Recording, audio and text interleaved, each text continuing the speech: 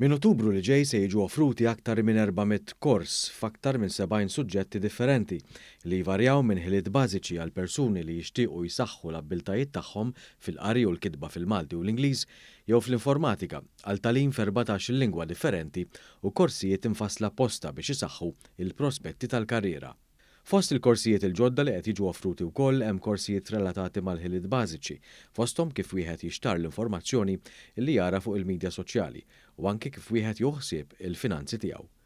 Mendi Mifsud li hija l-uffiċjal eżekuttiv għat-tagħlim matul il-ħajja spjegat li hemm firxa wiesa ta' korsijiet li huma maqsumin f'5 kategoriji differenti. Wieħed jista' jitgħallem lingwa u hemm lingwi biex niftehmu madwar 14 differenti, ġifieri mhux dawk biss tas-soltu manka dawk li huma ftit iżjed eżotiċi, forsi paċ-Ċiniż, il-Ġappuniż.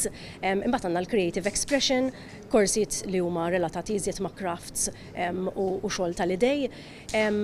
Korsijiet li huma importanti għal second chance education minn forsi jixtieq iġib O-levels u A-levels li fil-passat ma kellux iċ-ċans li jagħmel. Il-Ministru responsabbli mill-Edukazzjoni, Clifton Grima, spjega li t-titjib li sar fil-korsijiet tal-adulti juri l-impenn li għandu dan il-Gvern sabiex il-Maltin jibqgħu jinvestu fihom infushom u tul ħajjithom. Tagħlim huwa ċavetta għal kwalità ta' ħajja aħjar u allura din naraw propju li jitfid ma' diversi stakeholders inkluż il-Konsillu Lokali u anke s-settur tal-volontarjat naħdmu sabiex propju nofru daw it-tip ta' opportunitajiet. L-applikazzjonijiet jalqu fil-11 ta' Awwissu.